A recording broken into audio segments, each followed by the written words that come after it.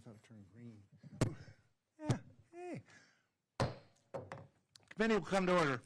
Good afternoon, and thank you to my colleagues for joining us to provide their testimony on the fiscal year 2027 Interior and Environment Appropriations Bill. I look forward to hearing from you about projects and programs in the bill that are important to your districts and to communities across the country.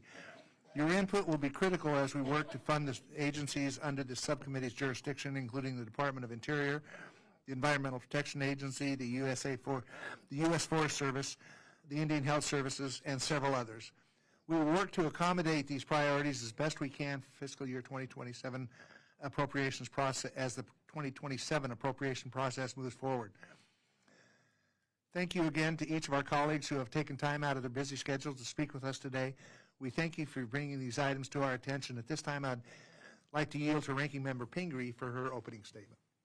Thank you very much. I echo the words of the chair and want to thank you all for taking your time to come and speak to us about your concerns. It'll be very helpful to know what would be best for you in your own districts as we work through this budget cycle. So thanks again for being here. I look forward to hearing your talk. Thank you, Ranking Member Pingree. Congressman Titus, you may proceed with your testimony. Your official submitted testimony will be included in the record.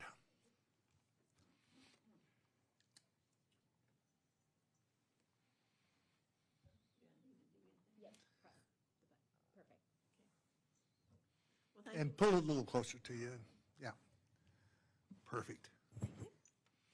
Well, thank you very much, Mr. Chairman, and the Ranking Member Pingree for having us and the members of the subcommittee, because this is a great opportunity to speak today about some continued support that I hope you will give for the humane and sustainable management of our nation's federally protected equine population, wild horses and burros. You're well familiar with this issue. It especially impacts the West, and also the protection of our national monuments. You know, the current approach to equine management by the Bureau of Land Management is just simply not sustainable for taxpayers, it's for animal welfare, or for the long-term health of our public lands. Between fiscal years 2022 and 2024, BLM removed more than 41,000 horses and burros from the range. Today, over 64,000 of these animals are warehoused in short-term or in some long-term holding facilities, and that number may soon exceed those that are left on the range. This strategy is not only inhumane, but it's also fiscally irresponsible. The agency's own data shows that the removal and lifetime holding of horses costs roughly $48,000 per horse.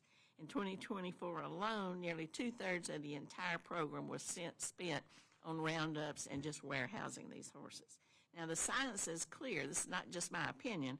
The National Academy of Sciences has warned that repeated large-scale removals without robust fertility control can actually accelerate population growth through compensatory reproduction. And Congress has spoken on this before. You all have been involved in this. Since fiscal year 2022, appropriations language has directed the BLM to significantly expand the use of safe, proven, reversible immune contraceptive vaccines. In FY26, we allocated $11 million for fertility control, but only a small portion of its budget really goes to these efforts. We can and must do better. So for fiscal year 2027, I request respectfully that at least 10% of the wild horse and burro program would be dedicated to using it for humane, irreversible, or reversible fertility control. Now, this approach is science-based, it's cost-effective, and it's consistent with the intent of the language of the bill. These animals are iconic symbols of the American West. They're beloved around the world, and they deserve humane stewardship, not just a pipeline to holding kill pens. My second point, which is related, has to do with national monuments. Public lands, certainly across the West, are part of the fabric of who we are. They help tell our story, and they signify our commitment to honoring the cultural heritage and traditions of indigenous communities. Public lands are also a major economic driver. If you look at last year alone, outdoor recreation contributed $1.2 trillion to the U.S. economy. I'm proud that we've got national monuments in Nevada. I've been working on this for many years. Aviquame, Gold Butte, Basin and Range, Tule Springs. I invite you all to come and visit those wonderful sites. but I'm concerned about the new efforts to reduce those monuments and to sell off those lands. Now, when we had that attempt made before, it was nice to work across the aisle, Mr. Zinke, to keep that from happening, keep our public lands from being sold off. I'm disappointed, however, that the new head of the BLM, who has been moved out of committee on the Senate side, Mr. Pierce, has made public statements about reducing our public lands, and I just don't want to see that happen. So I thank you for the opportunity to speak, and as you consider this appropriation, I hope that you'll look at putting language in there to protect both our horses through economic means that make sense, and also protect our public lands and keep them from being just sold off to the highest bidder. Thank you, Mr. Chairman. Thank you, and thank you for your testimony. You bring up a couple subjects that are near and dear to my heart. We spent $144 million last year on horses and burros.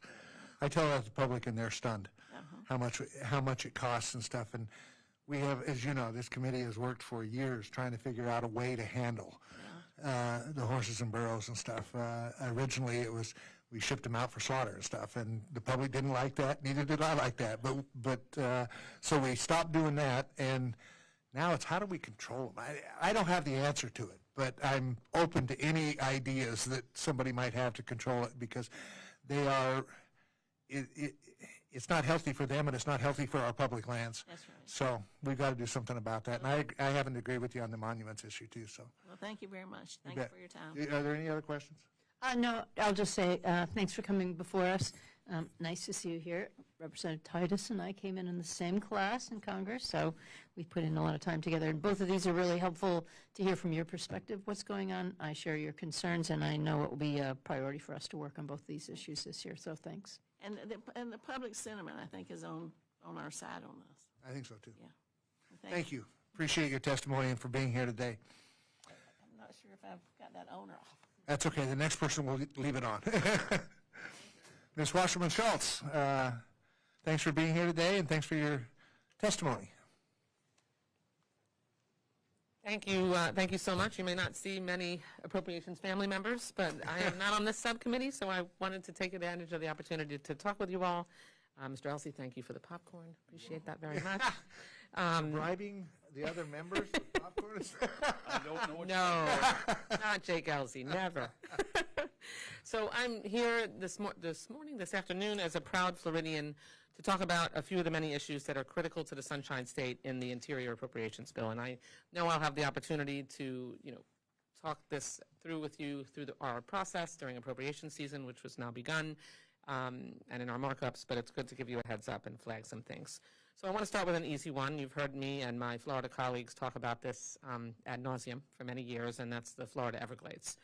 We remain ever united on this. We don't have a lot of bipartisan issues these days. I wish we had more, but the Florida delegation and so many others have been united in making sure that we can finish the largest environmental restoration project ever undertaken by the United States. And our goal is clear: to reverse the decades of damage done to the largest subtropical wetland in the world. Its exceptionality should not be lost on anyone, and we are looking forward to hosting a bipartisan CODEL to the Everglades next year, later this year or next year. The Everglades is the only place where alligators and crocodiles coexist in the world, and its restoration remains one of the most bipartisan issues in our state, as I mentioned. This river of grass is a UNESCO World Heritage Site. It was the first U.S. national park created specifically to protect its biodiversity, and we cannot abandon it. And I'm not concerned that we will be, but it's just so imperative. That's why I respectfully request the highest possible funding from the National Park Service and their operations in the Everglades. In this cycle, that work is also made slightly more complicated by a critical, time-sensitive project that we need to complete, which falls under Energy and Water and Interior.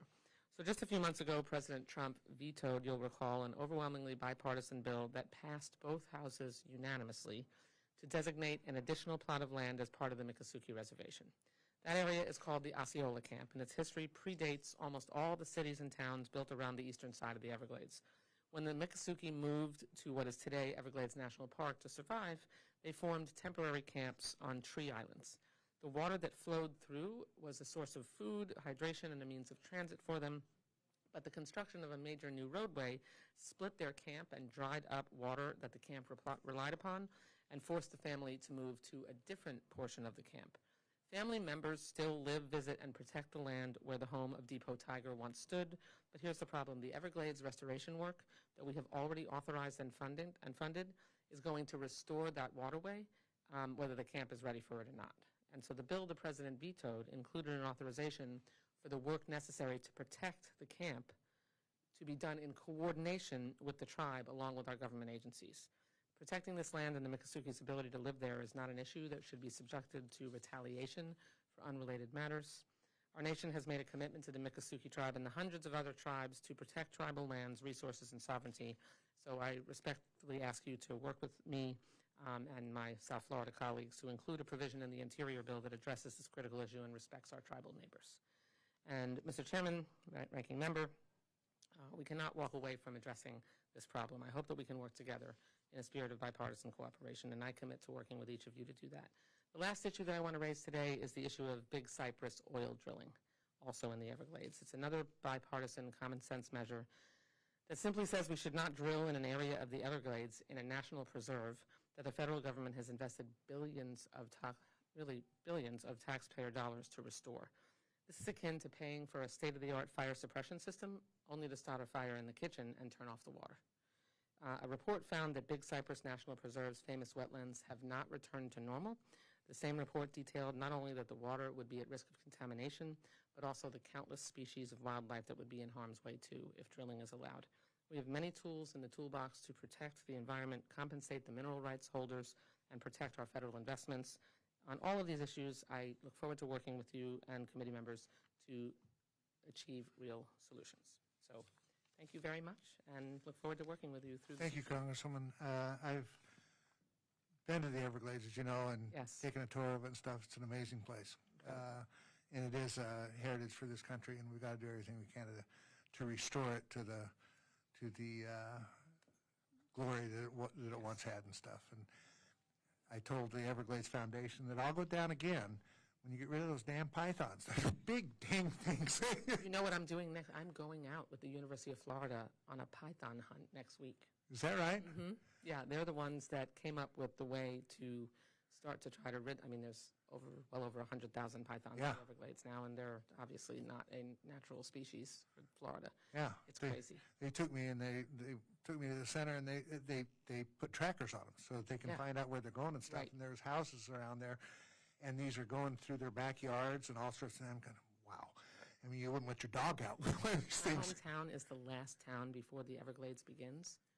We get alligators in the lake on our backyard, and I'm hoping. Haven't seen a python yet. For bed, I would be running, screaming. Oh yeah. From our home. Anyway, thank you for your testimony. We'll work with you on these issues and see what we can do to solve them. Thank you. Appreciate it. Ms. Pingree? Thank you. Yeah, I look forward to coming to take a tour of the Everglades with you, and obviously these are really important issues, so we'll look forward to helping you and working with you in any way. Thank you. I appreciate it. See you soon. Thanks. Thank you. Delegate Radovine?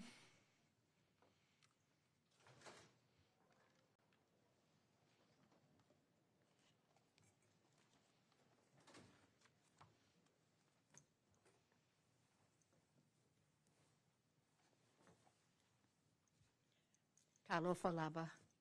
Thank you, Chairman Simpson and Ranking Member Pingree, for the opportunity to submit testimony on the needs of American Samoa for their budget under the Interior Department and their Office of Insular Affairs.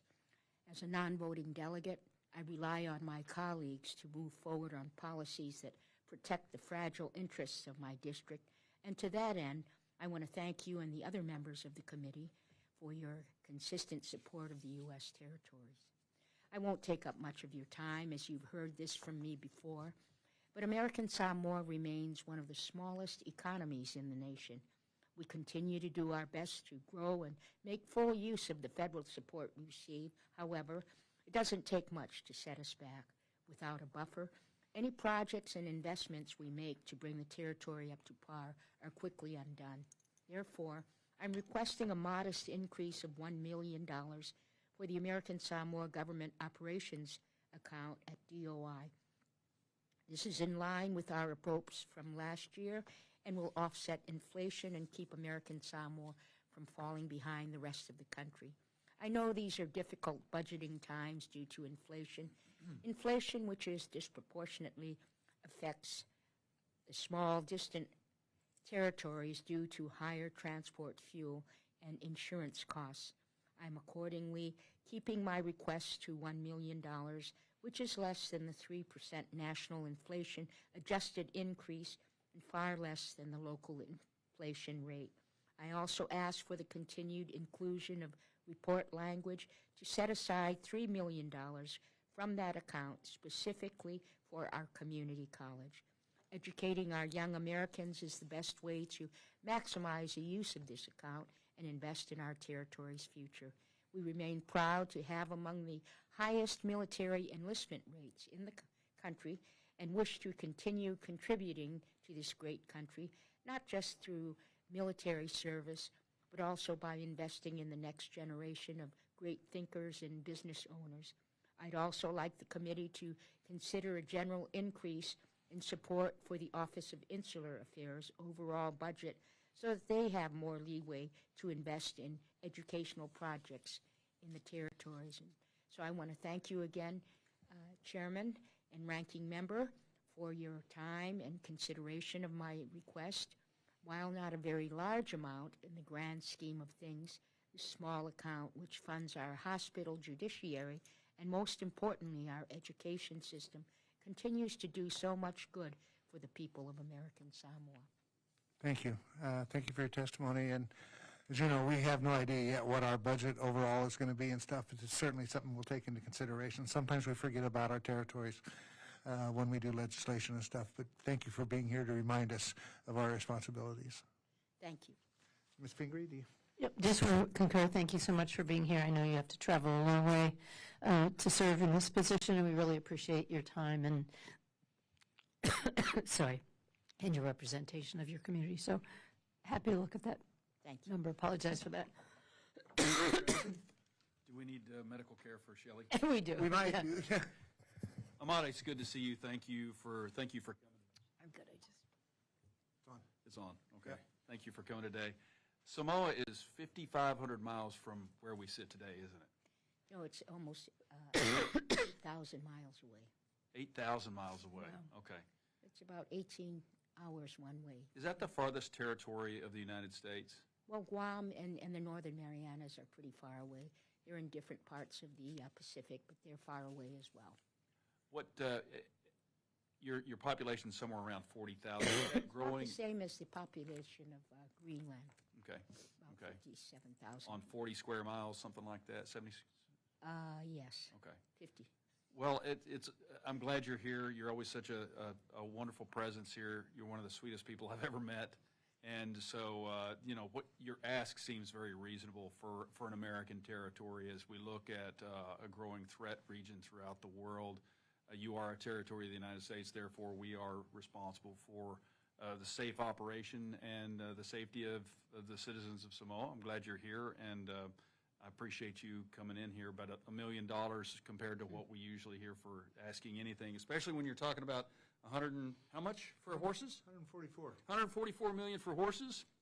I think that there's got to be some room for American Samoa and her fine citizens. And as you mentioned, and I have served with many Samoans in the armed forces, is that per capita, it's more than anybody else. And I'm from Texas, so we're very proud of how many Texans sign up. It's the largest in the 48 contiguous.